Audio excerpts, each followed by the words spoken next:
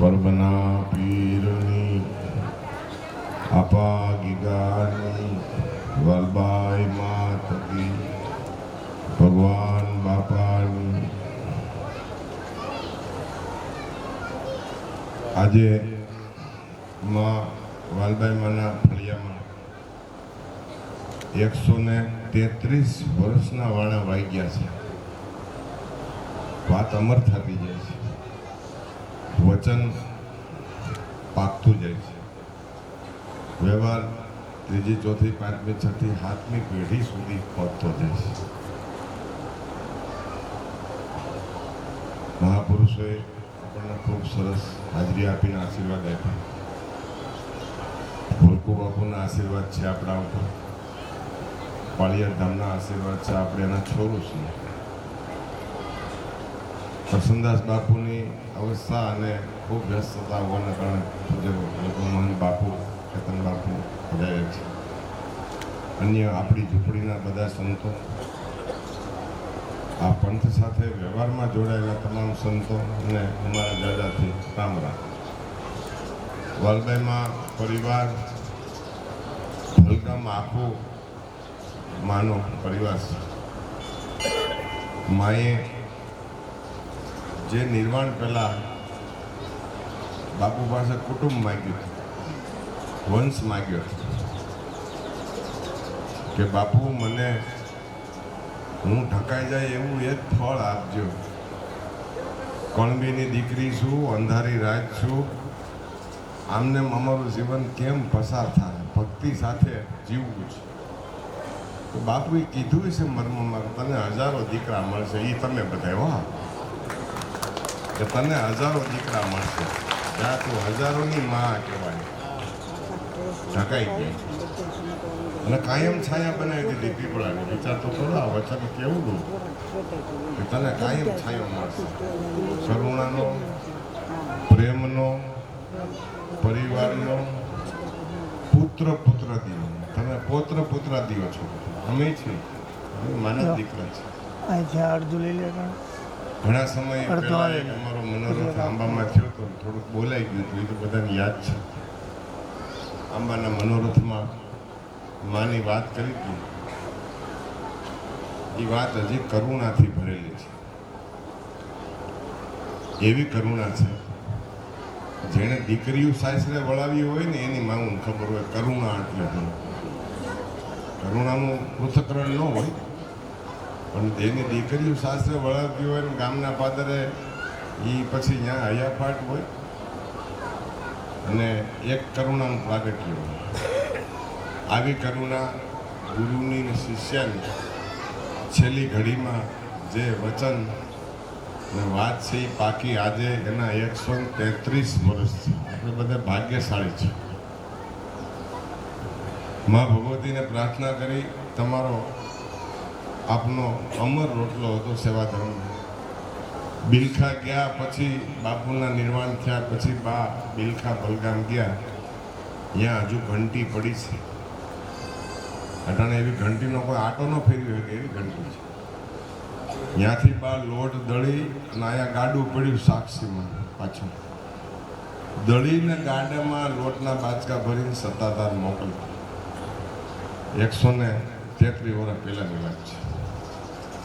હજી એની વાસ આવે પ્રસાદીની બધાની. આવી અખંડ સેવા, અખંડ તપસ્યા, અખંડ નિષ્ઠા ગુરુની. આજે જ 133મી પૂર્ણતિથિએ માનો એક જે વ્યવહાર વચનનો હતો, ભાઈ ટુકડો જે હરી ટુકડો મહાભાગ મહાપ્રસાદનો ભોગ આજથી જ અહીંથી ચાલુ થાય છે. જે આત્માઓને તૃપ્તિ મળશે, શાંતિ મળશે, પ્રેમ મળશે, આ ફળિયાનો ભાવ મળશે. માનું ફળિયું છે, માનો પીપળો છે, એ પ્રસાદ મહાપ્રસાદ બને. અંશેતોનો મહિમા એક તીર્થમાં મનોરથ સમાન જળવાય નહીં, એવી આપણે ગીગા બાપુને વાલબાઈમાં પ્રાર્થના કરશું. હું બોલવાનો વ્યક્તિ નથી, વ્યવસ્થાનો વ્યક્તિ છું, એટલે એમાં કાંઈ ગ્રામેટિકલ ભૂલ થાય તો સુધારી લેજો. હમણાં અમારા ઘરણ હાલે છે, એટલે આણું વળીને દીકરી આવી હોય ને એ માવતરની ઘરે દીકરી હોય, પછી સામે તો ઘણા પાત્ર ભજવવા પડતા હોય. એમાં અમે આણે છીએ. હા, આ બધા રૂપમાં રહેવું પડતું. ક્યાં બોલવું, કેટલું બોલવું, ક્યાં બેહવું, કેટલું બેહવું. 52 પત્તા પૂરા થાય ને પછી વાહે વાહે 2 પત્તા હોય. કોને કોને ખબર છે 2 પત્તા શું હોય? યાદ છે? 52 હુકમ પૂરા થાય પછી વાહે 2 પૂરકના પત્તા હોય. ઈ કોણ? કોક તો કયો? ઈ કેવા જોકર? જોકું નો ખાય એવા, જોર નો ભાંગે એવા, કે જમાવટ કરીને જાય એવા? આ બધી ગુરુ ભાષા છે. આપણે એના સંતાન છે કે તમને રમાડી દે હુકમ 52 બાર, તેડાવો કોઈ સાચા સંતને, બાજી રમાડી દે 52 બાર. તમારો ભયો ક્રિસ્તાશ્રમ કીધો મહાપુરુષ, ભયો ક્રિસ્તાશ્રમ. 52 વર્ષે જાવ એટલે દાદા થઈ જાવ નહીં? પછી ખંભે કોણ ચડીને બેહે? ઘોડો થવું પડે, હાંડીઓ થવું પડે ને. દાદા થયા છે ને ઉછાંગલી કરો, સાંજે ઘોડો થવું પડે. ફળિયામાં ગૂથરાટી બોલાવે, ગુલ્ફી લેવા જવું પડે, ઘોડે ખંભે બેહાડી. અને તઈ એમ છે કે ભાઈ મૂડીનું વ્યાજ. એમાં આપણે બધા માનું વ્યાજ છે.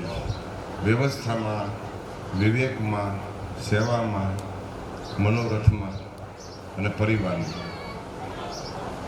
આપણે ભાગ્યશાળી, આપણને વાલબાઈમાં, આપણા ફળિયામાં, આપણા પરગણામાં આપણો અખંડ શ્રદ્ધાનો મનોરથ ચાલુ રહ્યો છે.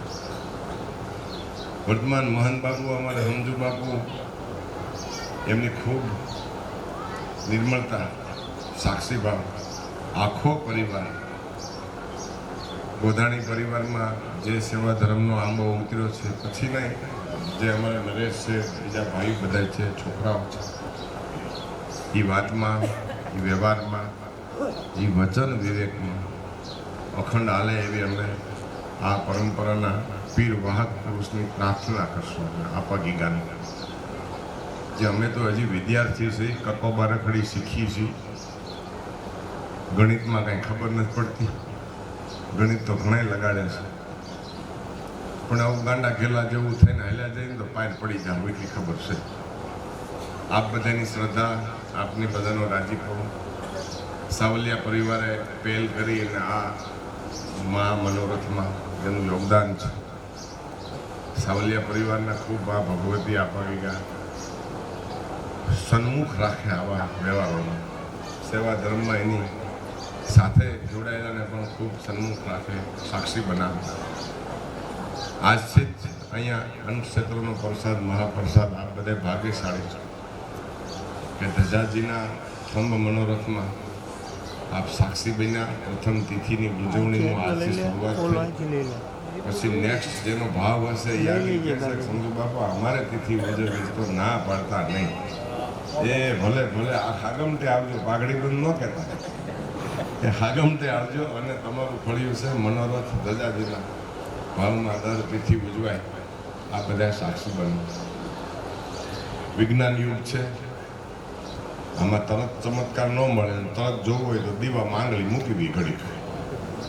તરત ચમત્કાર જોતો હોય, બાંગોરાટા નાખવા હોય, બઘડાટી બોલાવવું હોય તો દીવામાં આંગળી ઘડીક રાખવી. એટલે ડૉક્ટરની વાત ન રહી. પછી ચમત્કાર જોતો હોય તો, બાકી વાર લાગે. તરબૂચે 4 મહિને પાકે, ઘઉં 3.5 મહિને પાકે, ટેટી 3 મહિને પાકે, રસગો 2 વર્ષે ભોથે જાય, સાધુ 60 વર્ષે પાકે. બહુ ઉતાવળ ન કરતા. માંડવી 2.5 મહિને ઓળા થાય. છોડવો 1 ઉપાડે, બધા ઉપાડાય નહીં તો ઓળા જ રહે. 1 છોડવો ઉપાડે, ખેડૂતને ખબર પડી જાય કે 20 દોઢ 60 દોઢ હતા. 1 છોડવો ઉપાડાય ને માંડવીનો, બધા થોડા ઉપર નખાય જાણવા માટે. એમ પાક સાધુનો 60 વર્ષે પડે. ભલે ત્યાં સુધી બધાએ ધીરજ રાખવી પડે, ધૈર્ય રાખવું પડે. અરીસામ ઉભા રહે તો તરત ચમત્કાર છે. જેવા શું એવા દેખાવ નહીં દેખાય. અરીસામે ઉભા રહ્યો છે. ધન્યવાદ છે આ જોગણિયું નહીં. એક એક આણે 60 વર્ષ કરી દીધા તમારે અવાજમાં 8 પાત્રમાં ભૂમિકા ભજવી 60 વર્ષ સુધી. આપણી માથે કૃપા ઉતરી છે આવી ભગવતી જેવી માઉની કે આપણને માર્ગ બતાવ્યો છે. માર્ગ પાર પડવાનો છે, માર્ગ નિર્વાણનો છે, માર્ગ માનવ તરીકે જીવવાનો રાખ્યો છે. રામાયણનું રહસ્ય છે મીરા પહેલાં કેવું જીવવું, ભાગવતનું રહસ્ય છે મોતની સામે કેવું જીવવું, અને ભાગવતજીના રામાયણજીના પછી ગીતાજીમાં એવું લખ્યું છે કે સર્વવ્યાપક કેમ જોવું. આપણે બધાને સર્વવ્યાપકમાં વાલભાઈમાં દૃષ્ટિમાન થાય. નજરથી તો જીવીએ છીએ બધા, આપણે બધા નજરથી જીવીએ છીએ, પણ દ્રષ્ટિ મળે એ ગુરુકૃપા. આજથી આપ બધાને, આ પરિવારવાળાને માં આ વાલભાઈમાંની દ્રષ્ટિ તમને મળે અને તમારો આગળનો માર્ગ સહજ, સરળ, નિર્ભય, અભય બને એવી આપણને હું પ્રાર્થના કરીશ. જય આપણને.